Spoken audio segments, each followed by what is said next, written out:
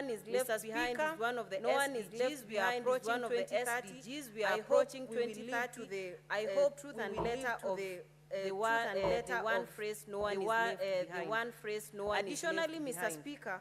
Additionally, Mr. Speaker, mandates regular reporting and evaluation to ensure that these programs are effective and responsive to the needs of people. This is not just is not a one-size-fits-all approach. It is a dynamic, inclusive, I hope, truth and letter of the one phrase no one is left. Additionally, Mr. Speaker, mandates regular reporting and evaluation and evaluation programs are moral imperative. These programs it's our responsibility as leaders to ensure that every Kenyan is empowered just with the knowledge they need to fully participate in our democracy. It is a dynamic, inclusive, I want to urge members that let us pass one phrase no one Additionally, Mr. Speaker, mandates regular reporting and civic education programs are moral imperative. These programs, it's our responsibility as leaders to ensure that every Kenyan is empowered just the knowledge they need to fit. However, the current efforts are always fragmented, unfunded, and inconsistent. We need civic education to be spearheaded by county governments, and that we actualized Part 10 of the County Government Act. This bill provides a structured and sustainable approach, ensuring that civic education is not just an afterthought, but a priority for every county government. And on this note, it's not just for county governments. I've on several occasions argued that we need to have the culture of patriotism, the culture of being informed right from the way we march to school. So this has to be incorporated in the education curriculum so that we are bringing up young boys and girls who are very aware of their responsibilities and contributions to our country. Others may actually question the cost of implementing this bill, Mr. Speaker. But let us ask ourselves, what is the cost of an informed citizenry? You saw the opportunity we missed of informing Kenyans about the finance bill. You saw the aftermath. So we would rather invest in having people informed than suffer the cost of this country burned into ashes, Mr. Speaker. What is the cost of poor governance, mismanagement of resources, and lack of accountability? Every now and then we are handling reports, different audit reports which have been submitted on spending from different county governments. We call county chiefs here, interrogate, but that is not enough. If we were electing people who are able to take responsibility for their actions, we would be having very few of such cases being listened to by the Senate. And therefore, the investment we are making in civic education today will yield dividends for generations to come. Mr. Speaker, this is very important, and I remember the first time I brought this as a statement to this House, there was tremendous support, and most senators actually argued that, why don't you come up with a legislative proposal? And that is the moment I went down and put pieces together and came up with this proposal. So it is in the same spirit that I hope senators in this House are going to prioritize and give total support to this, because it is going to cure so many ills we have in the different county governments, and we are going to bring up responsible citizens. So with this, I want to thank you, Mr. Speaker, and I move. I will request the Kakamega Senator, the bullfighter, to second. Senator Dr. Boni Halwale.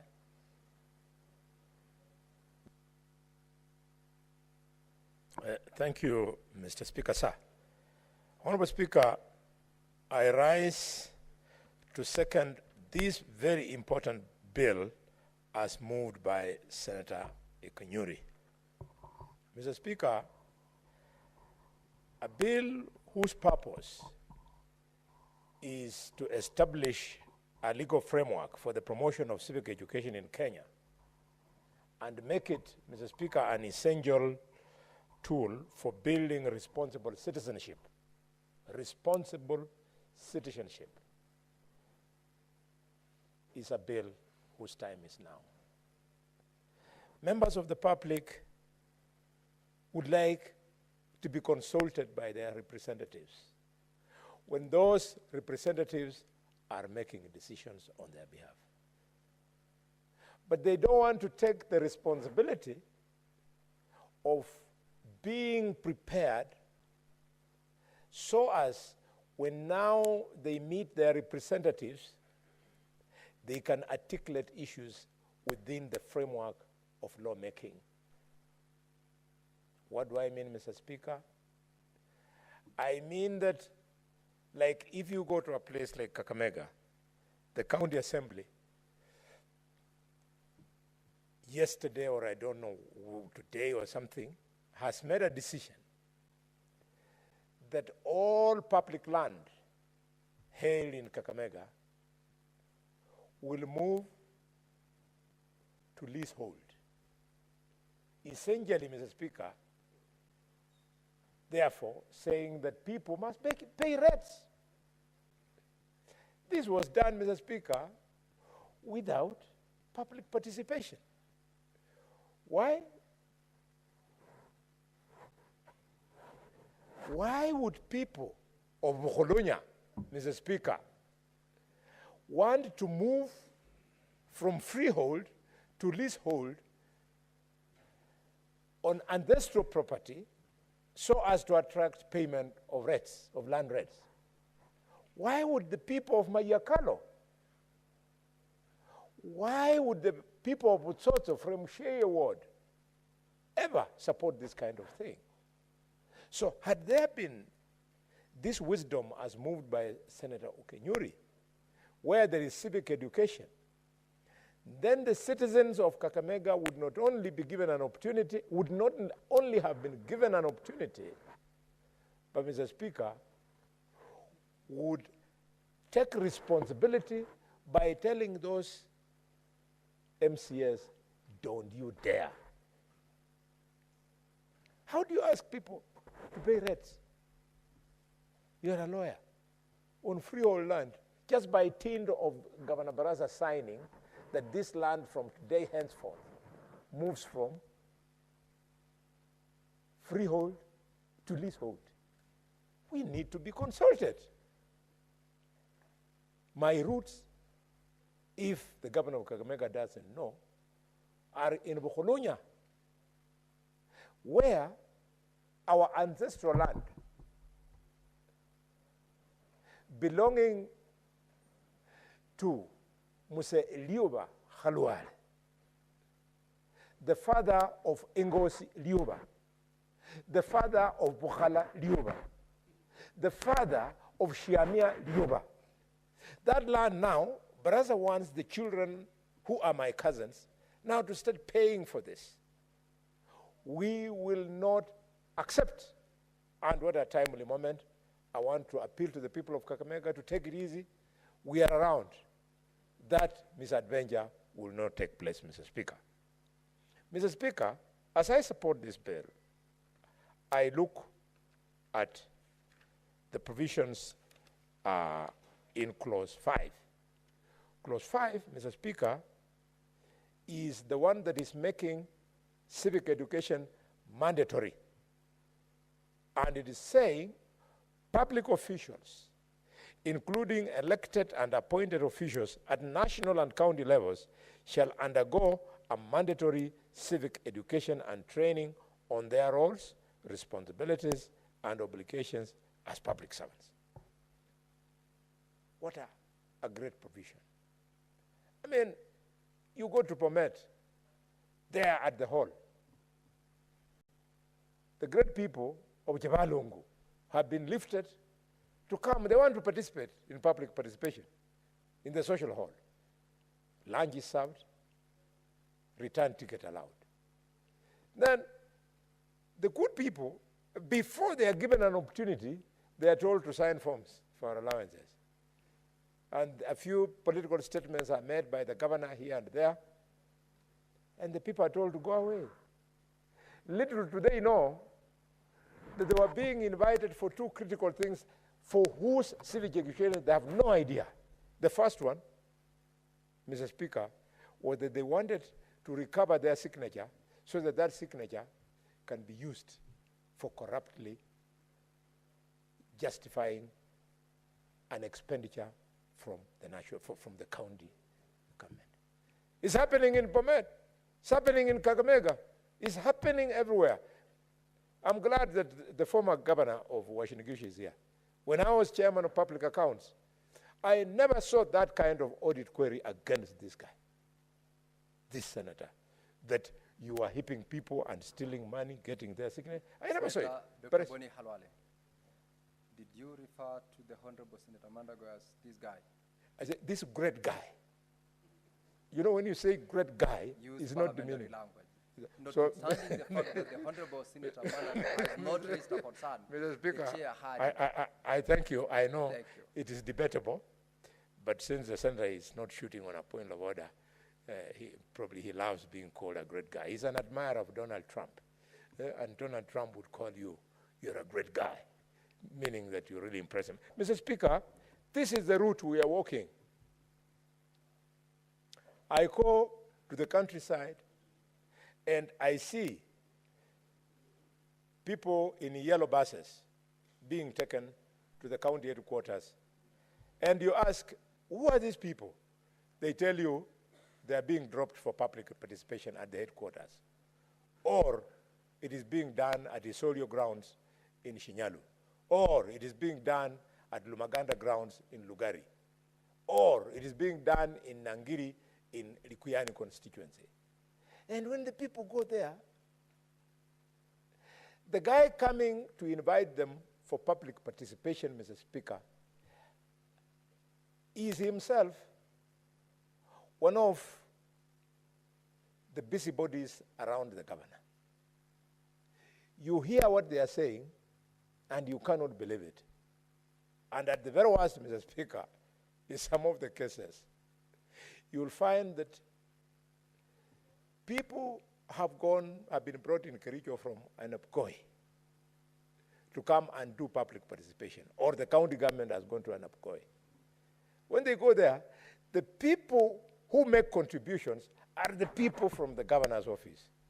These ones were just supposed to do a make-believe. I really support this provision. Mr. Speaker, the provision in Clause 8 on the functions of the unit, which are tabulated here, are truly innovative, and I support because they form the basis for realizing the reason why many bills in this House, in the National Assembly, have been challenged in court once they've been signed into law, because the reason has always been there was no public participation. Mr. Speaker, this provision in Clause 8 is the backbone to public participation in law making. Mr. Speaker, which takes me to Clause 9.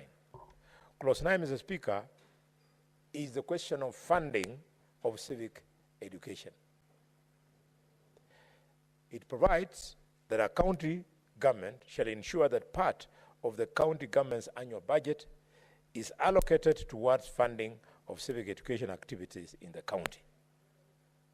This is critical because, Mr. Speaker, it is going to stop the millions of shillings that would otherwise go to development in counties that is lost through public participation that is currently in vogue. I therefore hope that as we pass this into law, that the regulations that will accompany this new act will dissect it further so that we provide that for this kind of activity, this much in quantum terms should be spent, and so on and so forth. Mr. Speaker, having said that, there is a point which I cannot end without speaking to: the issue of corruption. Mr. Speaker, the corruption that I am having on mind is that in the absence of this provision as I've said earlier on. There's a lot of wastage where public funds are corruptly assumed to have been given to people who participated in civic education seminar and so on, when actually it is not the case. This Senate, because now we are on the home stretch of the 13th Parliament, we must keenly listen to what the accountability institutions are saying. Mr. Speaker, it's only recently that a report from the Ethics and Corruption Commission reported that the rate of corruption is so high in the counties that, Mr. Speaker, up to 16 billion shillings, 16 billion shillings was lost on ghost workers. And the report goes further, Mr. Speaker, to shame those counties where the rate is highest at 100%. And in this list of shame of the counties with 100% rate of corruption are the following counties. Leading the counties of list of shame is Nyamira County, followed by Baringo County, followed by Kakamega County, Siaya County, Bungoma County, Turkana County, West Pokot, Samburu, Nandi, and Kisumu. I don't know what happened in my community, Mr. Speaker. This is not a tribal statement. We all belong to some communities. I don't know what happened. I don't know where Masinde Muliro is, whether sometimes his bones turn in the grave or he wakes up and weeps. I don't know whether Martin Shukuku does the same.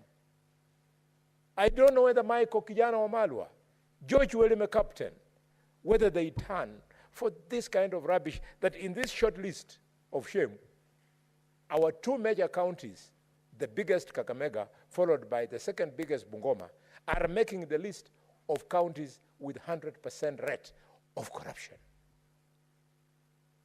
I'm appealing to our governors. This is not an insult. Go and think about this. This vanity. Where do you want to go with 1 billion shillings of public funds, Mr. Speaker? If you are a useful professional, did you know that if I give you public funds worth 1 billion at your disposal as out of pocket, you cannot spend it? What will you spend it on? You have nothing to spend on 1 billion shillings. I tell you, I know these things.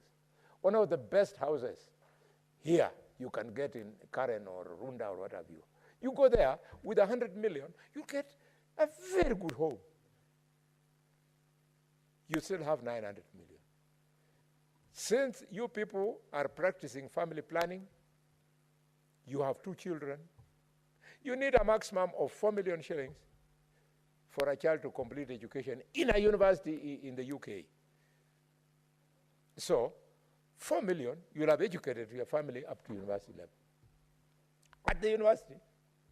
So, you still have not scratched the 1 billion. Mr. Speaker, I hope I'm not going out of order. When I see the Speaker control the standing orders, I get scared. Mr. Speaker, I wanted to direct you to align your support to the relevance of the bill, which you're doing very well. Yes, but corruption. Stick to the relevance on the public participation aspect. Mr. Speaker, bill which you know, we are dissecting this vanity of people wanting to die millionaires or billionaires. You ask young clerk at the desk, Daniel, you give him a good car. If you give him a state-of-the-art car, he wants to buy it at 50 million shillings, new model of Range Rover Rogue. At 50 million, he'll have gotten the best car in the world. You haven't finished even 200 million. So what is this vanity? can they be like the distinguished senator, now formerly the governor of Uasin Gishu? He lives a very happy life. Others who are even haunted out of office, Mr. Speaker, for theft, for the money they had stolen when they were governors, I still see them with 6-7 cars convoy escorted because they're scared of the money they stole from people. But Mandago, the only thing he doesn't do is to take a beer. If he was taking a beer in the evening, he would be relaxed, calm, and a very contented person, but he's drunk with tea, so let him continue with his tea. Mr. Speaker, with those many remarks, I second this bill as moved. Thank you, Mr. Speaker. Thank you very much, Senator Dr. Boni Halwale. Now, honorable members, that bill having been seconded, I have got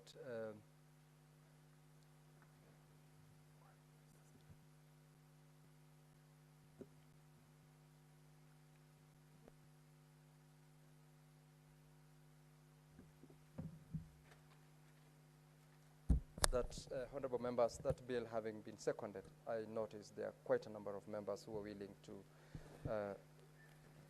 speak to the bill. Before I allow them to comment, I now propose the question that the County Civic Education Bill, Senate Bills number 4 of 2024, be now read the second time. I will start with Senator from Mombasa, Senator Mwinyi Mohamed Faki.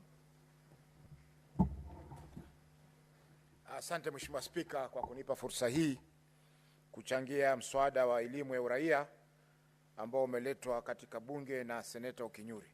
Mheshimiwa Spika, ningependa kumpongeza Seneta Okinyuri kwa mswada huu kwa sababu ni mswada ambao una mambo mengi mazuri ambayo yatasaidia nchi yetu katika kuelimisha raia kuhusiana na haki zao na vile vile pia mambo ya kiserikali na majukumu ya viongozi ambao wanawachagua kila baada ya miaka 5.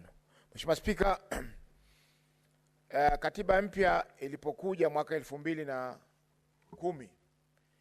ilikuwa ni matarajio ya wengi kuwa serikali itaanzisha elimu ya uraia, hususan kuelimisha wananchi juu ya haki zao kikatiba na vile vile pia mambo mengi ambayo mapya yalikuwa yako katika katiba hii yetu.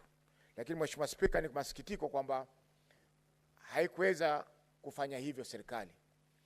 Na nafikiri hii imefanywa kusudi ili kuendelea kuwapoteza raia kuhusiana na haki zao ambazo wako nazo. Mheshimiwa Spika, kwa mfano, mambo mengi ya elimu ya uraia yalikuwa yanadhaminiwa na mashirika ya kibinafsi na mashirika yasiyokuwa ya kiserikali, yani civil society.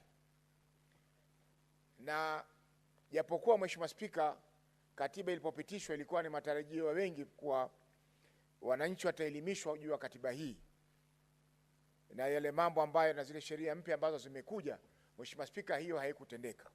Kwa hiyo Mheshimiwa Spika, sasa kwa mfano tuna ugatuzi, lakini bado hatujajua haki zetu kikamilifu kama raia juu ya masuala ya ugatuzi. Kwa mfano Mheshimiwa Spika, tuna serikali ya county na kuna bunge la county. Lakini mara nyingi utapata kwamba wale wa bunge la county, Mheshimiwa Spika, wanajiona, na hata kama hapa pia bunge la kitaifa, wanajiona wao ni pamoja na serikali ya county ile, wakati majukumu ya serikali na majukumu ya bunge, Mheshimiwa Spika, yamewekwa mbali na bayana kabisa kwamba majukumu ya bunge kwa mfano ni kutunga sheria, kuangalia ama uangalizi, yani oversight, na uwakilishi wa watu, Mheshimiwa Spika. Lakini utapata katika kaunti zetu nyingi, Mheshimiwa Spika, wabunge wa bunge la kaunti, Mheshimiwa Spika, wao ndio wako mstari wa mbele support ama kuunga mkono yale mambo ambayo yanafanywa na zile serikali za county ambao ni kinyume na sheria. Mheshimiwa Spika, utapata Mheshimiwa Spika, mbunge wa bunge la county kuongoza watu kwenda kutoa maoni katika zile vikao vya elimu ama vikao vya uhusishaji raia, yani public participation, kuunga mkono swala ambalo yeye mwenyewe kiakilini mwake hajalielewa. Mheshimiwa Spika, utapata kwamba vikao vingi vya uhusishaji umma, Mheshimiwa Spika, vinafanywa bila ya kuwaandaa kikamilifu wananchi katika sehemu zile. Utapata kama kwa mfano Mombasa, mkutano ni leo, jana jioni ndio wanatuma vile makaratasi ama yale mambo ambayo yatajadiliwa katika mikutano ile. Mheshimiwa Spika, hii inafanya kwa raia hawana mchango wowote wa kuweza kutoa wakati mambo kama haya yanajadiliwa, na mara nyingi wakiulizwa wanasema tumepitisha ama tumekubali na mambo yanakwisha. Kwa hiyo Mheshimiwa Spika, mswada huu utatoa mfumo, Mheshimiwa Spika, ambao kwanza utawawezesha wananchi kusoma katiba yao mara kwa mara.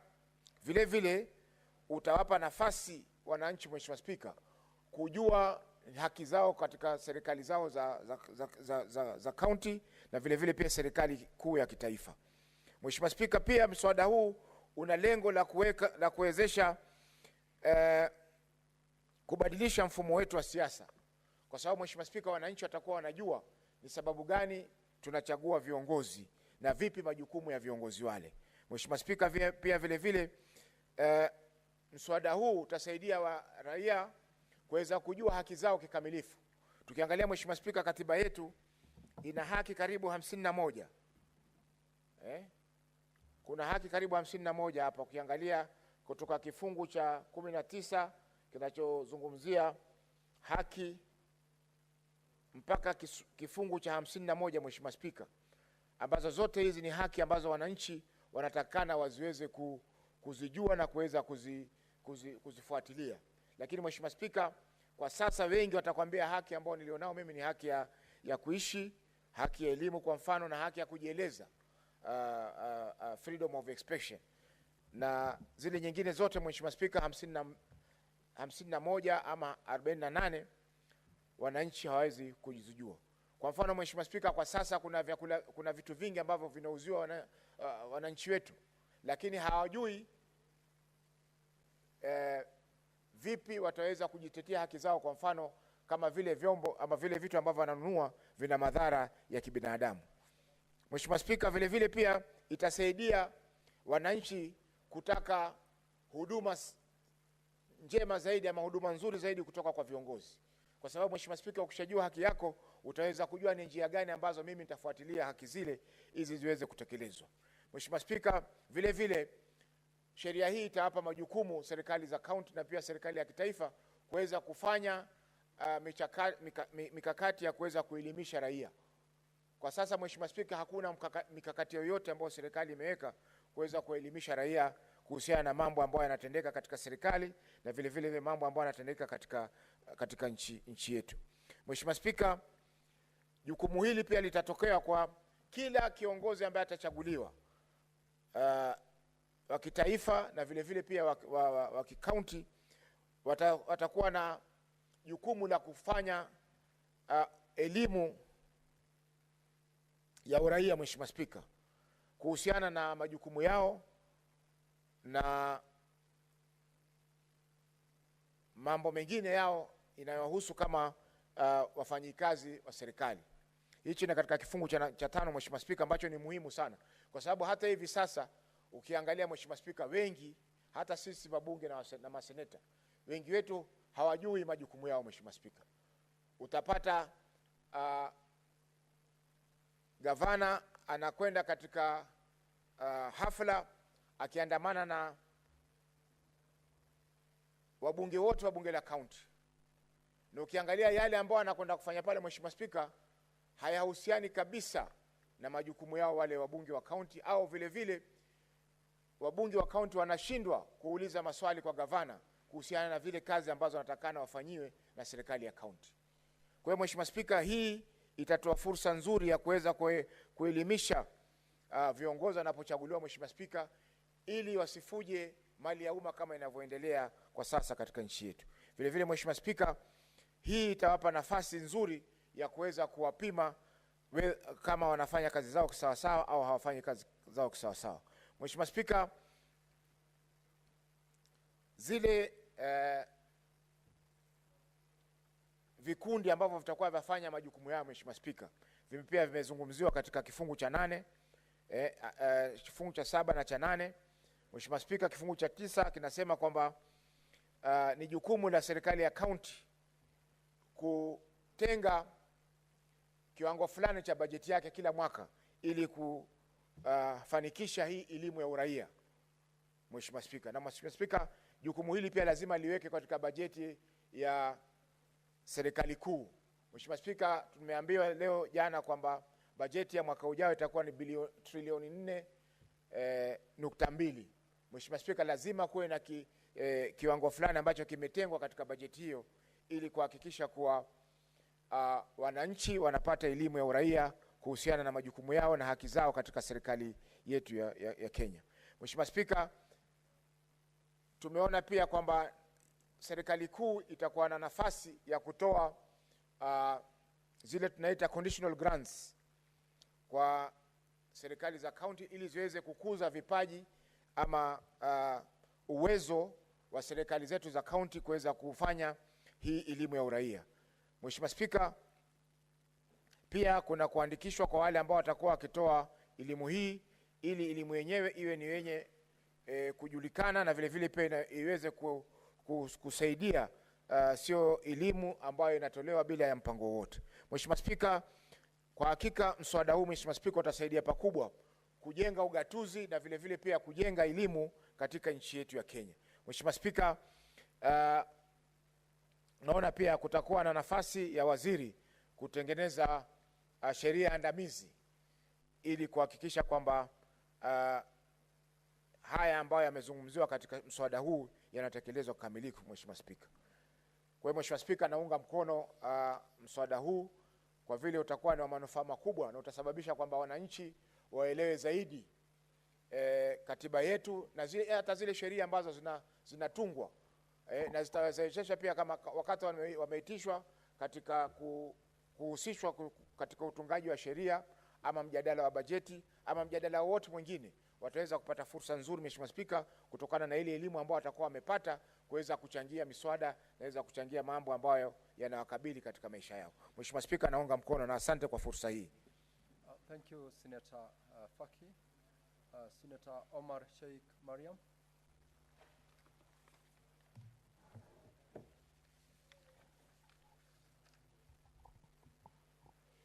Thank you, Mr. Speaker, for giving me this opportunity. First of all, I appreciate the Senator. I support to contribute to the bill, which is introduced by Senator Esi, County Civil Education Bill. Mr. Speaker, civil education is the fundamental aspect of fostering the informed and engaged citizens. Mr. Speaker, this civil education normally shape the society, understand their rights and the fundamental responsibilities. Mr. Speaker, this civil education bill will also citizen to participate in citizen in governance and to know their fundamental right. Mr. Speaker, this bill, there is section part 2, section 4. This is national and the county governments shall provide a civil education by. This is collaboration between content of the career of the civil education, taking into account the provision of the Article 33 of the Constitution.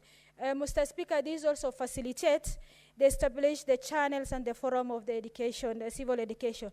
Mr. Speaker, when we educate our civil citizens on these civil educations, we, when it comes to specifically the budget making, they know their rights.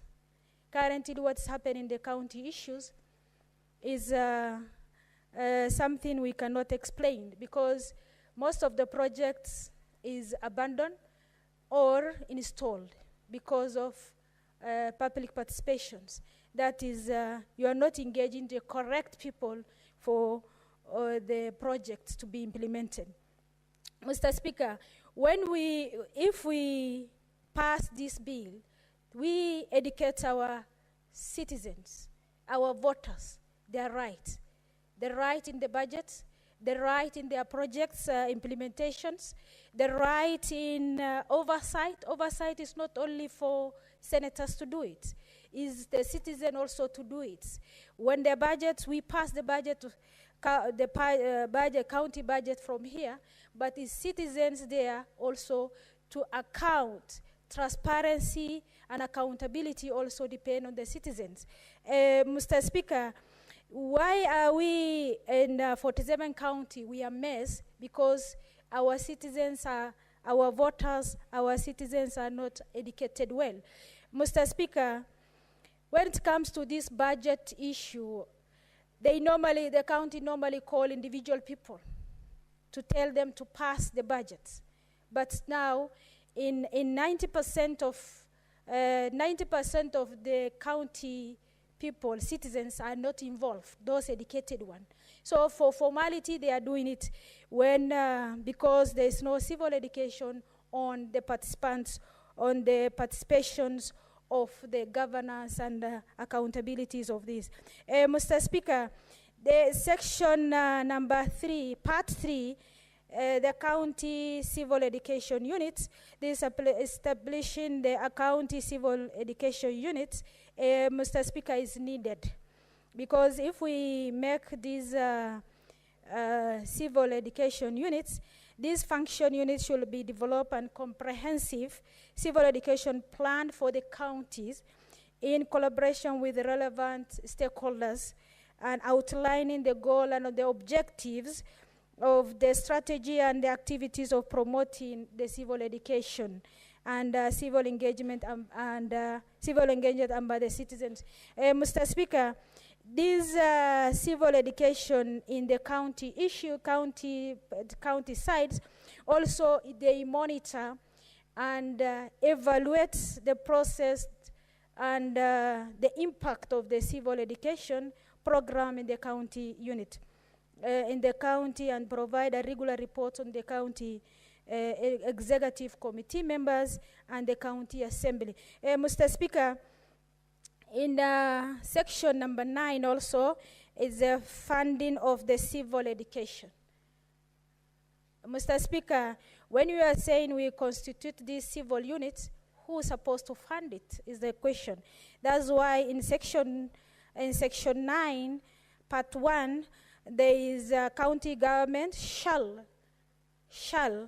that is a must, ensure that part of the county government annual budget is allocated toward the funding of the civil activities in the county. This provision, Mr. Speaker, we have to be reinforced, because if you said the county government annual budget to be allocated to civil education activities, it means that it is open and county government can engage any person to do this civil education. Mr. Speaker, in that scenario, there is part 3, which county executive provider. So it means that if we have allocated the money, we're supposed to also highlight and identify those people who do the civil education. Mr. Speaker, in that scenario, section 11 of the part 3, that is, the unit should be responsible for registration of the non-governmental organization and other non-state actors providing civil education in the county as a civil education provide under this article. Mr. Speaker, when it comes to this section 2 also, the registration as a county civil provider, there is a restrictions for these providers in the bill. It is not open, it's not a blanket for any person can train. In that one, there is a restriction which I glanced at the proposal registration office entitled a place of incorporates and registration. Mr. Speaker, in detail, the description describe the civil education program offered. They must have the prescribed program for this civil education. Mr. Speaker, in section 3, in part 3 also, this is consideration of the applications of registration. Mr. Speaker, in these units, the section shall, the unit shall within 60 days upon receiving of the application under section 10, consider the application toward with required document. There must be a requirement document conducting due diligence and on applicant. Mr. Speaker, with these registrations and upcoming with the units, there must be also unit must be, as you register, there must be also the registration.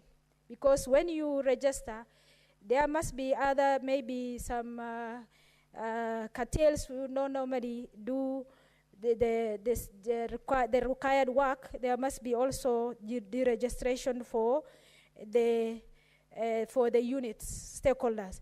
Mr. Speaker, civil education is a very important, and this framework for the promotion of civil education in Kenya as essential tools for building responsible citizens and civil education, civil engagement, and democratic values among the citizens. Mr. Speaker, if we pass this bill, our youth will know their rights. They do the oversight themselves.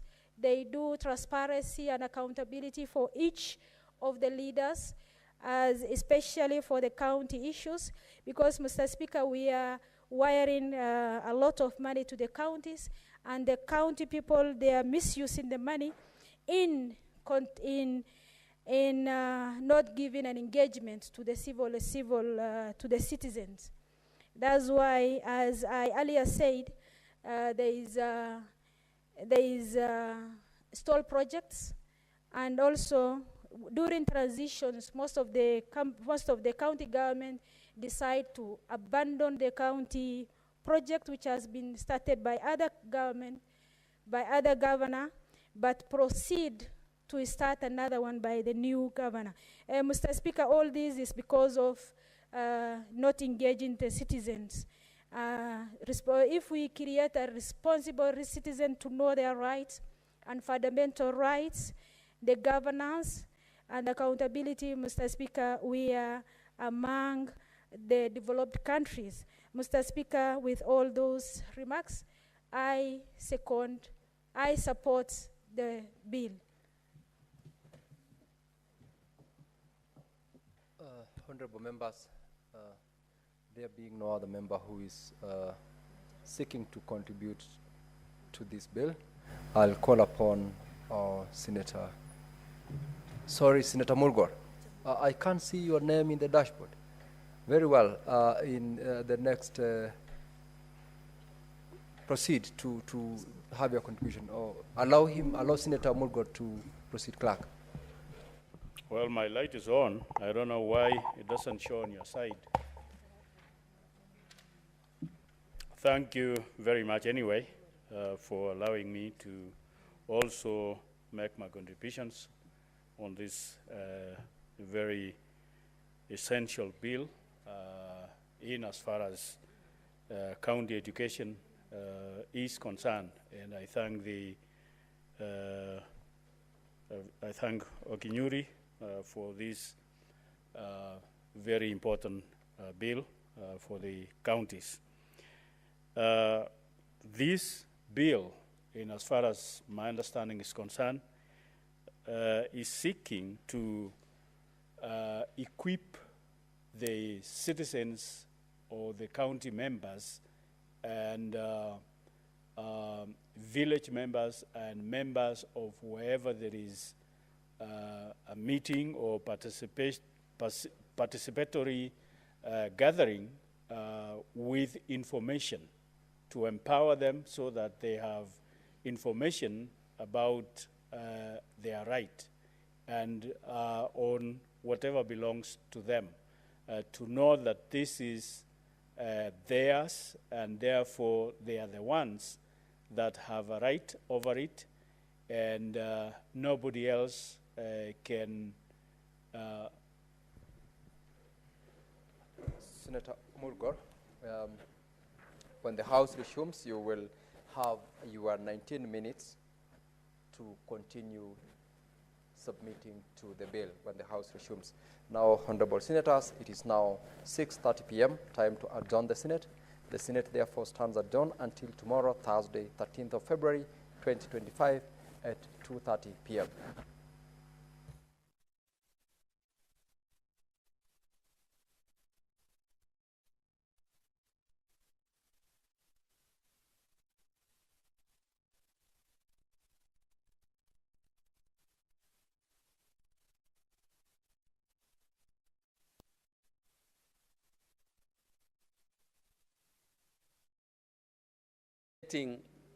The drugs in time. Sometimes it is the relationship between the county and the national government who supplies, and sometimes the delays are because the counties have not paid. But even if the counties have not paid, I think it is important that a system of credit should be developed so that the supplies to these primary health care people at the grassroots is not affected by the bureaucracy of supply of drugs. Therefore, want to urge the committee investigating this matter to investigate it thoroughly and give us a report back on this issue of the primary health or primary health care. Mr. Speaker, that is all I wanted to say. Thank you. Thank you, Senator. Senator Wafula. I want to support. Asante sana Mheshimiwa Spika kwa nafasi hii kuhusiana na michango ya maseneta kuhusiana na hoja tofauti tofauti. Mheshimiwa Spika, hoja ambayo mwenzangu Mheshimiwa Sifuna ameibua hapa ni hoja ambayo nimekuwa nikizungumzia mara kwa mara Mheshimiwa Spika. Mheshimiwa Spika, kile ambacho nimeona matabibu hawa mashinani ni kwamba wako na mikoba, wako na simu za rununu, lakini Mheshimiwa, kwenye mikoba hiyo hakuna dawa. Vile vile kwenye mikoba hiyo hamna pesa.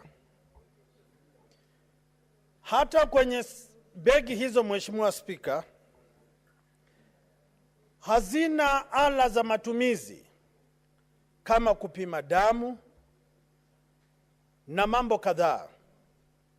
Na kila ambacho yapaswa sisi tujiulize Mheshimiwa Spika, tulikuwa Naivasha tukijadili kwamba iwapo serikali itaweza kuongeza mgao wa fedha na tukubaliane kwamba fedha hizi aidha zitatoka kwenye serikali kuu, pale ambapo serikali ya Nairobi italipa kwa mara moja, kwa awamu moja, au fedha hizi ziongezwe na serikali za kaunti zilipe wafanyikazi hawa kwa awamu moja. Lakini kile kinachodhihirika wazi Mheshimiwa Spika ni mchezo wa paka na panya, na wale ambao wanaumia Mheshimiwa Spika ni wafanyakazi waliojitolea, lakini wanaongozwa na viongozi dhalimu wasiokuwa na moyo wa utu. Pale ambapo wahudumu hawa wanapodai mishahara, wanaambiwa hata hatuku kuajiri, hakuna mkataba kati yetu na nyinyi. Tunawafanyia tu hisani kwamba nyinyi ni watu wa kaunti zetu. Sasa kando na kudhibiti mfumo wa kulipa mishahara, lazima kuwe na mikataba mahususi ambayo itatia aidha serikali za kaunti kuwajibika ama serikali za Nairobi kuwajibika, ili watumishi hao wa kaunti zetu waweze kuhudumia watu wetu katika njia inayostahili. Mheshimiwa Spika, Hoja nyingine ambayo ningependa kufafanua ni hoja iliyoletwa hapa na Mheshimiwa Mundigi. Mheshimiwa Mundigi amedai kwamba waziri alitoa ilani kwamba paa za mashule za masomo ama taasisi za serikali ambazo haziendi ama ziafiki mfumo wa kisasa wa paa hizo ziondolewe. Swali ni je, waziri anapotoa ilani paa hizo zitolewe katika taasisi za serikali, ametia mpango upi tayari kwa serikali kuweka kwenye bajeti pesa za kuweka paa mpya katika taasisi za serikali? Shule ni taasisi za serikali na hakuna pesa za ziada za shule hizi kubadilisha paa. Iwapo kujenga madarasa peke yake ni shida, kujenga maabara ni shida, kujenga vyumba vya wanafunzi kulala ni shida, itawezekanaje wabadilishe paa na wakose kuajiri walimu, ala za matumizi na kadhalika? Mimi naomba serikali, mawaziri wanapotoa ilani lazima wafanye kile tunaposema kuhusisha kwa jamii katika kuamua miradi ya maendeleo. Lakini haiwezekani kila mara wanatoa ilani pasipo kujadili na washikadau. Mwisho kabisa, nimeona hoja kuhusiana na shirika la reli la humu nchini. Hiyo ni mali ya umma. Watu wamebomolewa vyumba na maeneo ya kazi katika kaunti hizi. Lakini kile tunataka kujua, wana mpango upi wa kuhakikisha kwamba mashamba ya reli ya nchi ya Kenya yanafanya kazi kwa mujibu wa katiba? Na kwa sababu tuko na ugatuzi, maeneo gatuzi ya humu nchini yanashirikianaje na shirika la reli kuwapa wafanyakazi ambao wako tayari kufanya biashara kwa mashamba ambayo hayatumiki kwa muda mrefu zaidi ya miaka 20? Mheshimiwa Spika, ningependa tu kusema watu wa mkoa wa Magharibi na kaunti ya Bungoma wamesikia nikitaja mambo ya madaktari mashinani, na nikumuomba gavana wa kaunti ya Bungoma kwamba tunapozungumza hivi jiandae, kwa sababu tunakuja kuwatetea wafanyikazi wetu. Tuhakikisha mishahara wamelipwa kwa wakati unaostahili, mikataba inapeanwa, na vile vile mazingira mazuri ya kazi katika kaunti ya Bungoma. Asante sana Mheshimiwa Spika, na watakia Wakenya wakati mufti, na iwapo wanatetesi tuko tayari kuwapigania. Asante Mheshimiwa Spika. Asante Senator James Murango. Na Senator Murango, unapochangia tafadhali chukua muda mfupi, watu ni wengi na watu wengi wanataka kuchangia na wakati unaisha. Asante sana Mstahiki Spika, nitakuwa mchache wa maneno na mzito kwa hoja. Mstahiki Spika, ningetaka kutoa tafsiri yangu na kauli yangu kuhusu taarifa ambayo imewasilishwa na Senator wa Nairobi, Senator Sifuna. Wiki jana Mstahiki Spika, nimekutana na mawimbi makubwa sana wakati nilikuwa nakosoa utendakazi wa gavana wa Kirinyaga kwa sababu ya ukosefu wa matibabu na kunyanyasa maafisa wa ugani ambao wanatembea kuangalia wagonjwa katika vijijini. Mstahiki Spika, utapata wale tabibu wa ugani kwamba wanatembea kwa mguu kama mawakala wa ng'ombe. Hawana njia yoyote ya usafiri ya kuwafikisha vijijini ambapo watu wetu wanaishi, mahali ambapo nyanya zetu wanaishi, na wamepewa kazi na mikomba mizito ambao wanafaa kuzunguka nazo. Wamebeba mizigo kama punda hivi kwamba hawezi kuwafikia, na wanakuwa wamechoka wakati wana. Mstahiki Spika, ningeomba usaidizi wako kwa sababu na hapa kuna tafsiri inaendelea hapa ambayo Majority Leader, Majority Whip, Deputy Majority Leader. Mheshimiwa Karwale unaitwa na Spika. Majority Leader, mnamsumbua Senator Murango akichangia. Tafadhali mpatieni nafasi tumsikize kwa umakini. Asante sana Mstahiki Spika. Nilikuwa nasema kwamba wale maafisa wa ugani ambao wamepewa kazi ngumu na mikomba mizito ambao wanambembeshwa midhili ya punda kuzunguka kuangalia wagonjwa katika vijiji zetu, na ambao kulipa wanja lipwa kwa miezi, ni jambo limekuwa la busara kuhakikisha kwamba wale watu wengine wanapolipwa ni vizuri waweze kulipwa pesa zao ili waweze kufanya kazi yao kwa ufasaha. Mstahiki Spika huwa anasema ya kwamba ni vizuri hata kama gavana hata jenga barabara, afadhali akose hata kupeana mbegu na pembejeo za kilimo, lakini hakikisha ya kwamba afya imefikia kila mtu, kwa sababu aliyekufa hawezi tembelea barabara zilizoundwa, aliyekufa hawezi hata kulima. Kwa hivyo ni vizuri kwamba waachane na mambo yote ambao wanaofanya kuhakikisha kwamba wakazi wote wako hai. Mstahiki Spika, pale Kirinyaga, baada ya kuleta taarifa ambayo tulituma katika kamati ya afya ambayo inaongozwa na Mandago, Mheshimiwa Mandago, Senator Mandago, kumekuwa na mambo mengi yanafanywa kuonyesha kwamba sisi hatujui venye tunafanya. Katika pale ukiangalia katika pale mlangoni kumewekwa mzee na mama amekaa pale, ukiingia na kupiga pambaja anakushika mashavu, ili zile picha zirushwe katika vyombo vya habari ione kwamba magavana wanafanya kazi.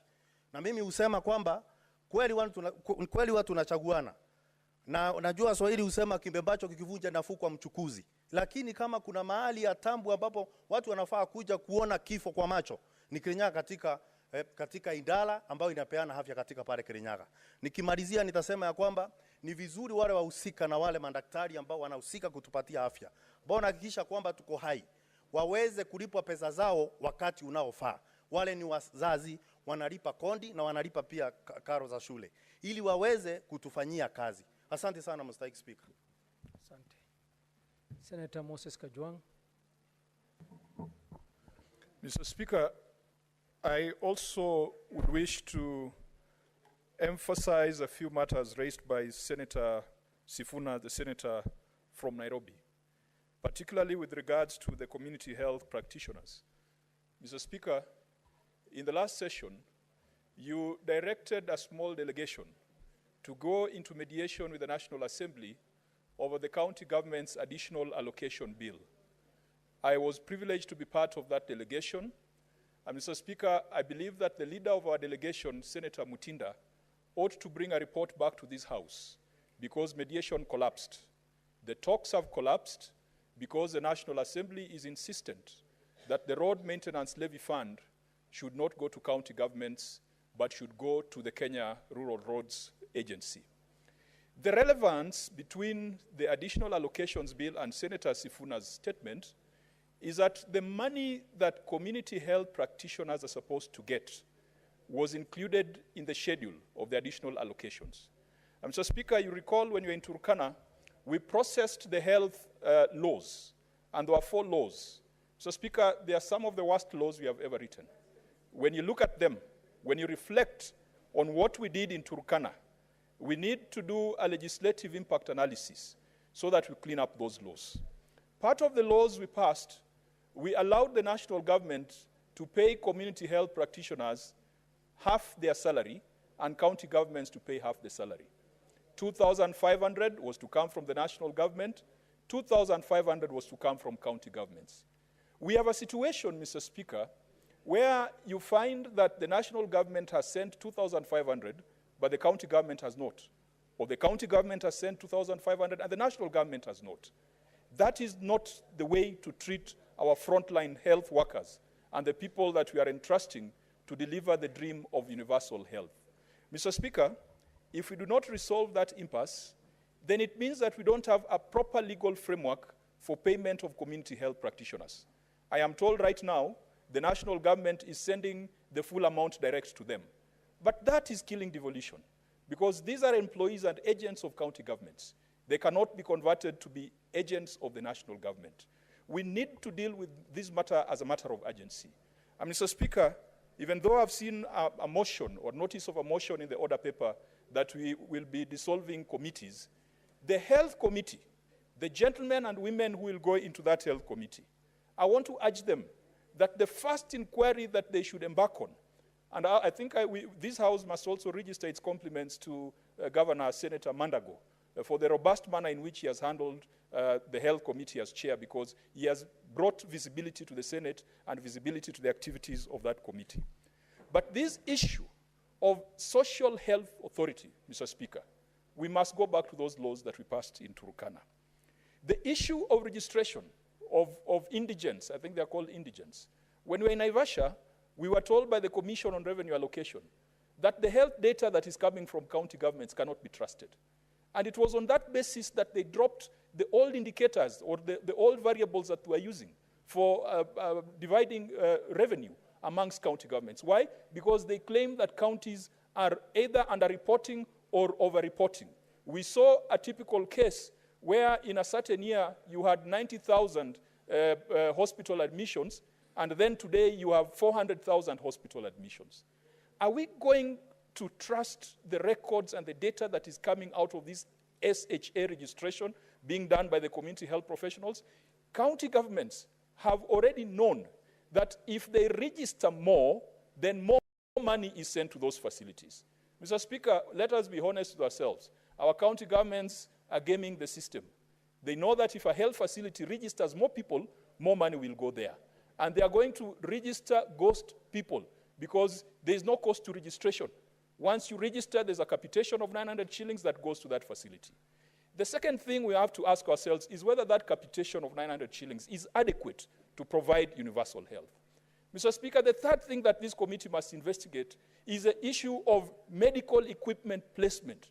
Mr. Speaker, that thing is a scam. We said it in my committee, and the next day the president was at the coast. He said that our heads are not proper because we are questioning that matter. We shall continue questioning things that do not make sense because they touch on the most vulnerable in this country. Mr. Speaker, as this committee processes this statement, I do pray that they are going to launch a full inquiry into the state of universal health, into the state of legislation, into the welfare and plight of community health practitioners. But, Mr. Speaker, please direct that the team that went into mediation with the National Assembly should bring back a report. I know it is not in our standing orders, but if 42 billion cannot go to counties because of failure of mediation, Mr. Speaker, I believe that that committee or that delegation has a responsibility to come back. I support Mr. Speaker. Thank you, Senator Kajwang, and welcome back. Senator Karen Nyamu.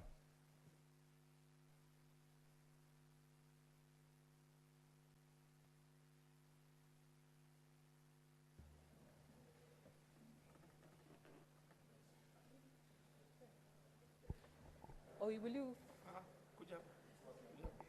Oh, it's on now, Mr. Speaker. Thank you, Mr. Speaker. I want to thank my head of delegation, Nairobi delegation, Senator Sifuna, for bringing this very important statement before the floor of the House.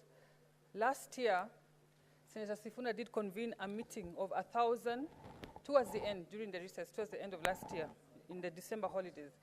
He did convene as part of our oversight, Nairobi delegation oversight program, a meeting of 1,000 CHPs from Nairobi County, where we got this very key feedback, a very shocking feedback, actually, Mr. Speaker.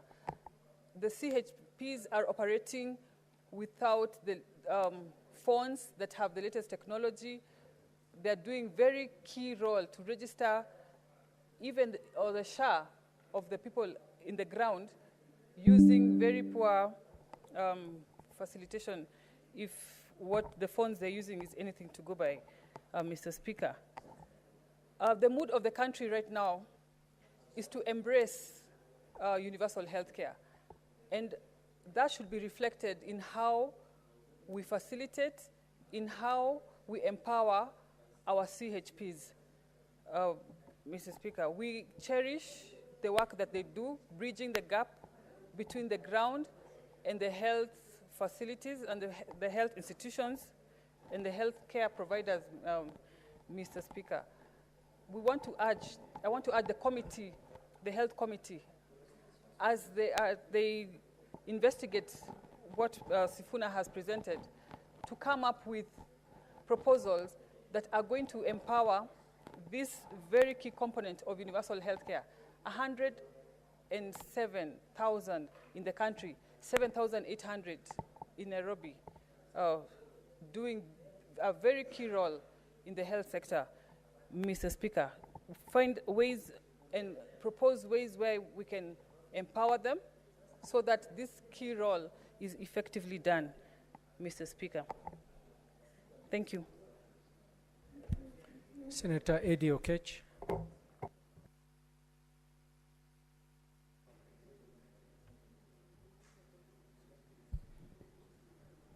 Thank you, Mr. Speaker. Mr. Speaker, the issue of community health workers, I think that we as a House must pronounce these community health promoters as at-risk population. I think that when we use very palatable and educative terms like what Senator of Homa Bay has used, and you say they are frontline workers, health workers, then it sounds really beautiful. But I think that we need to call them an at-risk population. And this is my reason, Mr. Speaker.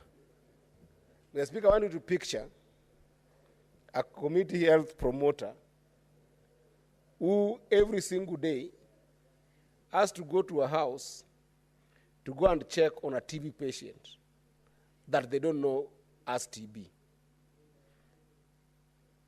or any other infectious diseases that they might interact with these different patients that they don't know are patients.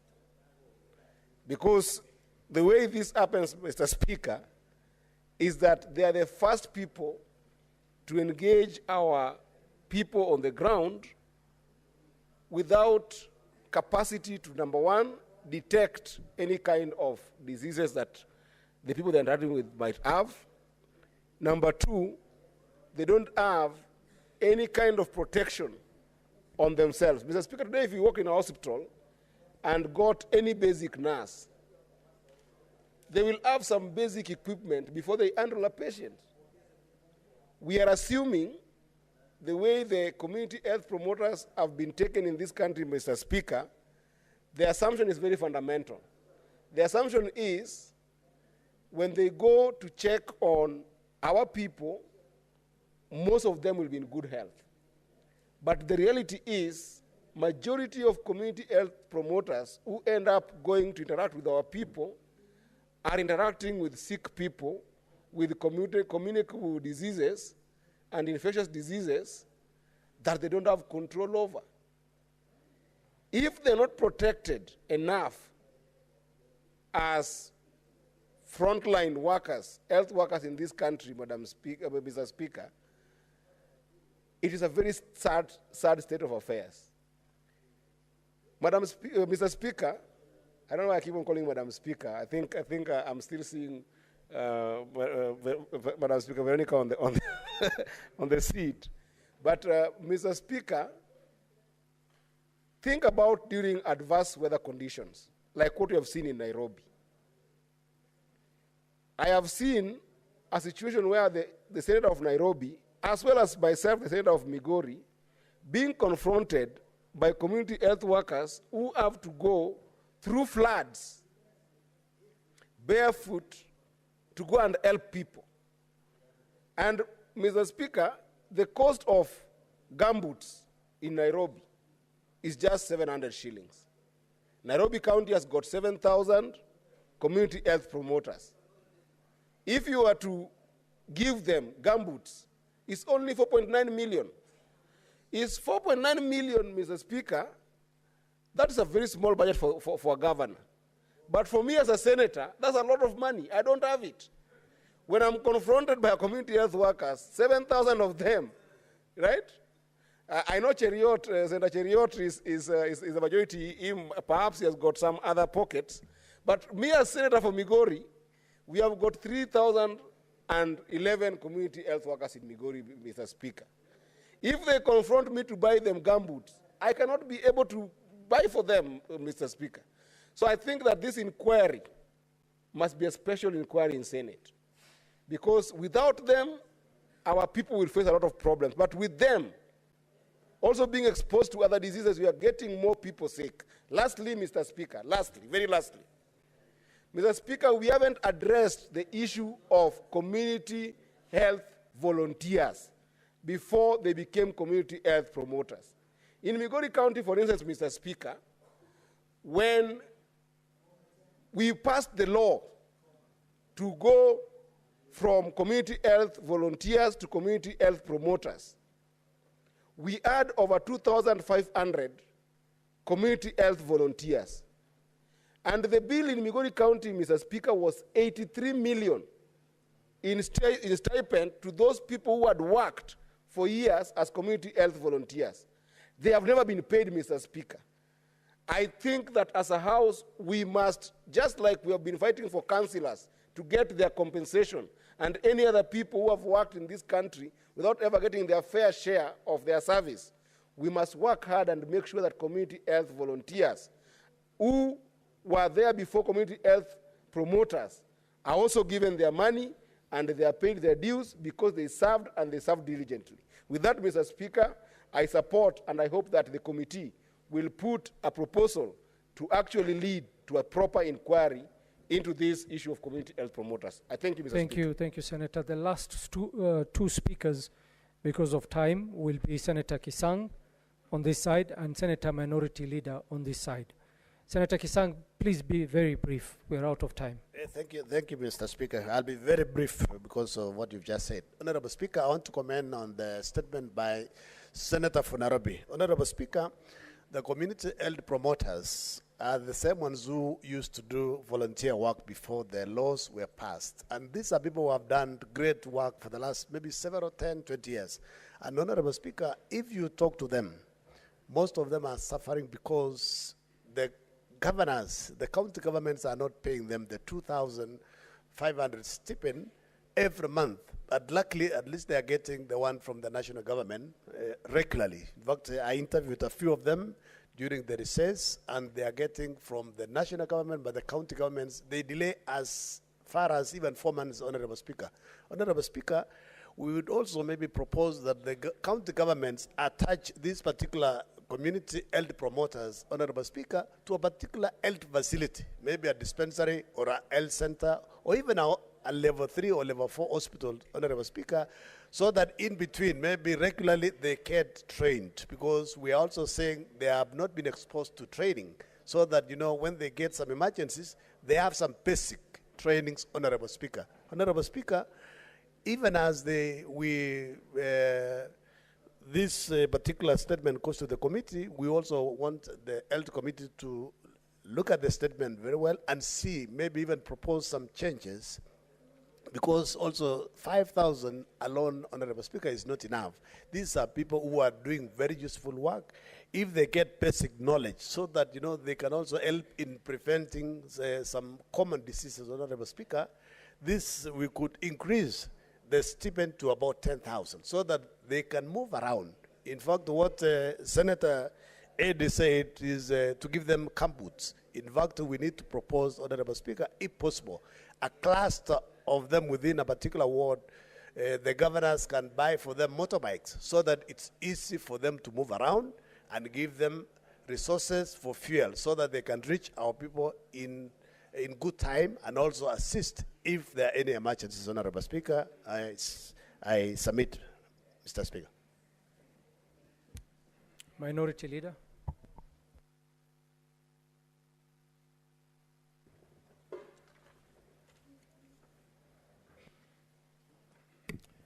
Asante Mstahiki Spika. Mstahiki Spika, kwanza nataka kupatia kongole seneta wa Nairobi, ndugu yangu Edwin Sifuna, kwa kuleta taarifa hii ama mswada huu ambao ni muhimu sana kwa watu walioko mashinani kote nchini. Bwana Spika, tukiangalia kitu cha kwanza ni kwamba hoja hii nikiunga mkono kwa dhati, ni kwa sababu ya kwamba wale wanaofanya kazi katika vijijini ni watu muhimu sana, na inatakikana kwa ukweli waangaliwe na zile kaunti wanazotoka.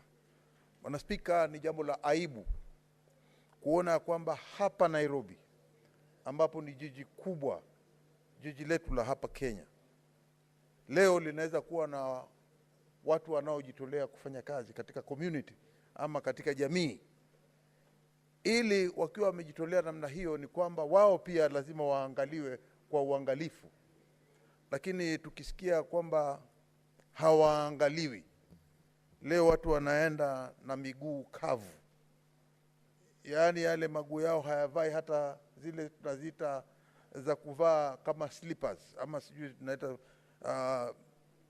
tunaweza kuziita namna gani, lakini vile viatu ambavyo zaidi sana ndugu zetu wa Kikamba huwa wanavaa za mpira, ni kwamba akala, ama zinaitwa kwa jina la I think la Kijaluo zinaitwa akala.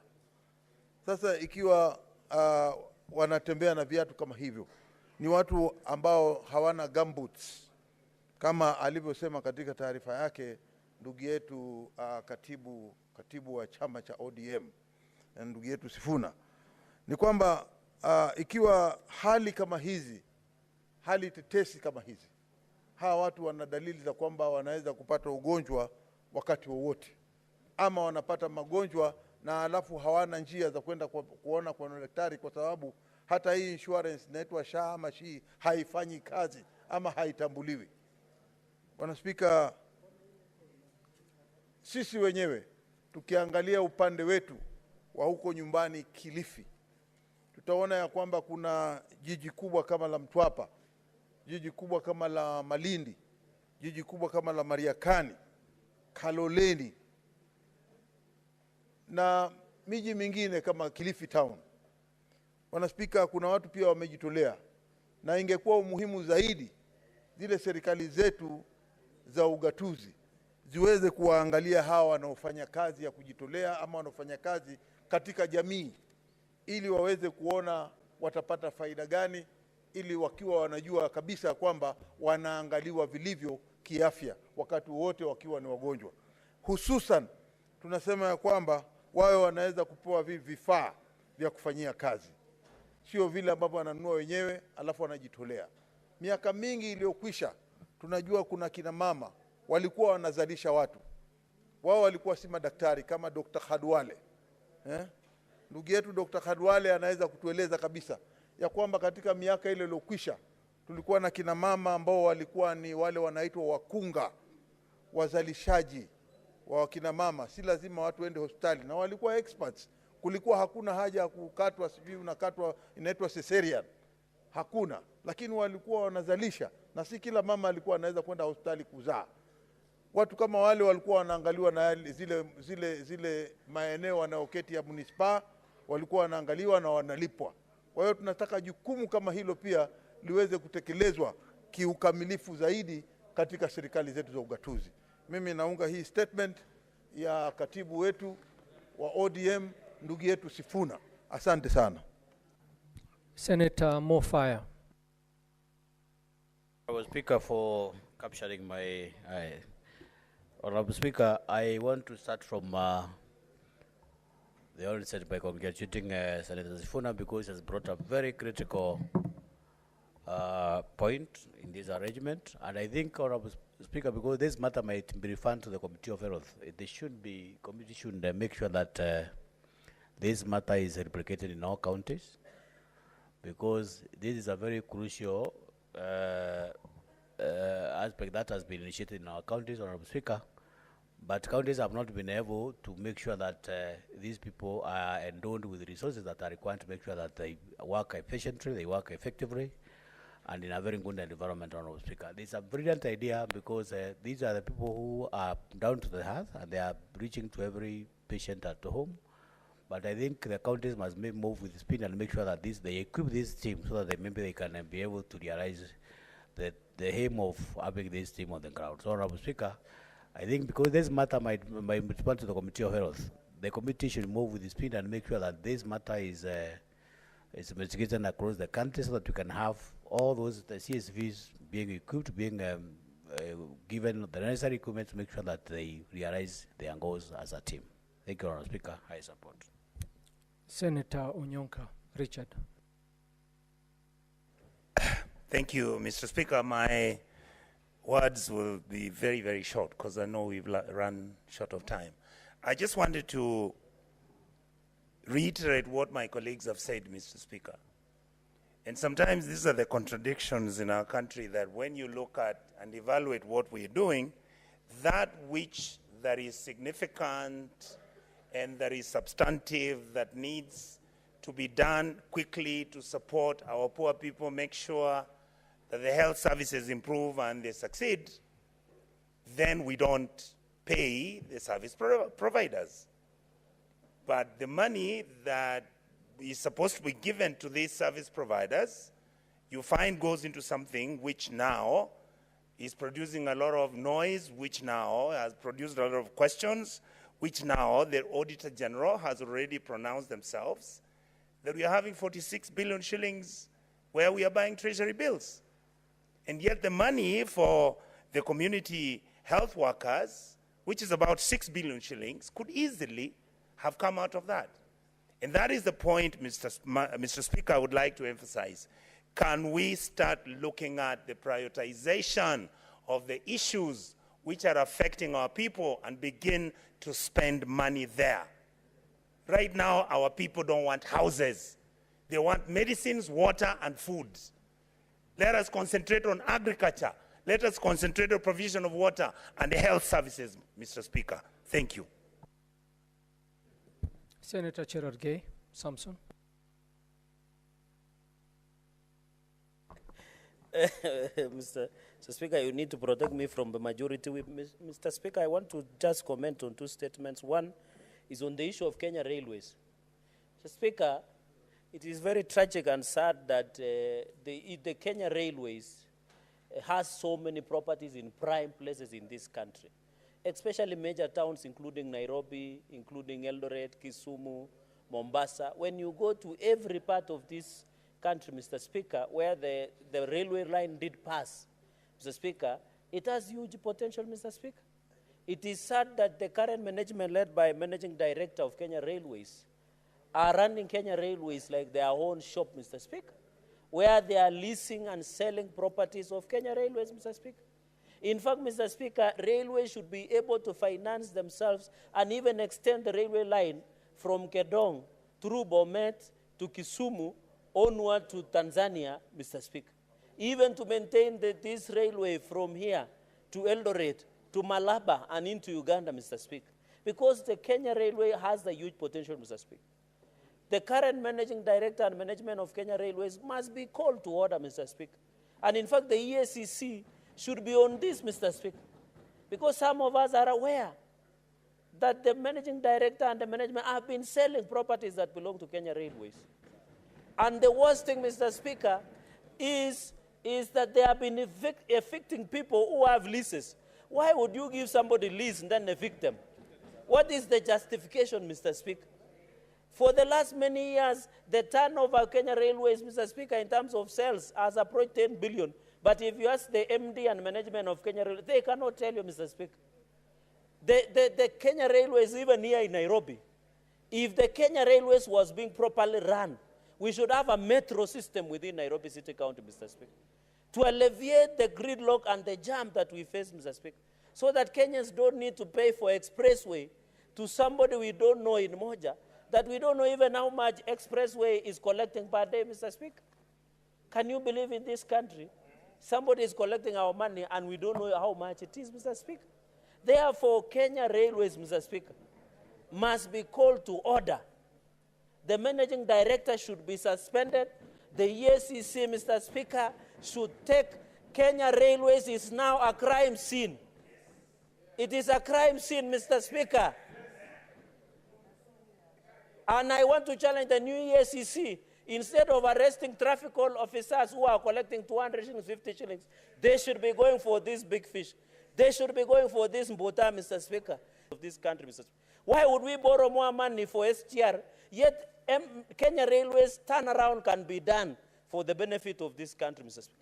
The new EACC CEO, Mr. Abdi, take charge. We want to see somebody being prosecuted at Kenya Railways, Mr. Speaker. And even I want to ask the committee to invite me, Mr. Speaker, pro bono. I have a better dossier against the MD and management of Kenya Railways that will shock this country. Leave alone the one of Senator Onyonga. That was just like Nollywood. I'll be bringing Hollywood in the engagement, Mr. Speaker. Mr. Speaker, secondly, on the issue of Senator Sifuna CH fees, community health promoters, I want to thank the President and the Council of Governors for stepping in, Mr. Speaker. I think as a country, we should move in for preventive and promotive health care in this country. What Senator Sifuna has raised is of great concern, that we need to properly remunerate, give the CHPs capacity, so that as they go through villages, as they go through Iya Mukuru, Kwanjenga, Kibra, Mr. Speaker, in Kapkeben, where I come from, in Homa Bay, in Mombasa, Mr. Speaker, so that we can be able, if we remunerate, Mr. Speaker, give capacity to CHPs, Mr. Speaker, we can even prevent what we call mpox. Because if we ensure, and chikungunya, there was another disease that is in Mombasa called chikungunya. I don't know whether that's the correct statement. It's chikungunya. We can use, Mr. Speaker, those CHPs. Mr. Speaker, I was with you in Mandera, and you could see communities like where we were in Mandera, your county, in Wajir, Mr. Speaker, and I hope going into the future, Senator Cheruyot, Mr. Speaker, the majority leader, I wish he was listening. Mr. Speaker, I wish Senator Cheruyot was listening. And Mr. Speaker, when we went to Mandera, I want to assure him that we only visited projects. Mr. Speaker, because even, Mr. Speaker, if you go somewhere and take water, is it an offense, Mr. Speaker? So, Mr. Speaker, I want to ask Majority Leader with tremendous respect. At least you should have, I know there is somebody who misbehave like Senator Sifuna, but that one we can sort it out in another way. But all of us, even Senator Wanyonga was there, Mr. Speaker, yourself, you were there, and you saw, we were even asking, I want to inform Majority Leader, we were even asking how CHPs are, and they were appreciating, telling us, tell government. So, Mr. Speaker, it needs to be fair to members who go to see the projects that are happening in counties, Mr. Speaker. But he did a good job, of course, of promoting UDA. Mr. Speaker, that is, I want, and therefore we need the proper support going in the future. Mr. Speaker, with those many remarks, I support the statement by Senator Sifuna and Senator Chute or Senator Shute, whichever is correct. Mr. Speaker, with those many remarks, I support. Senator Boni Kalwale.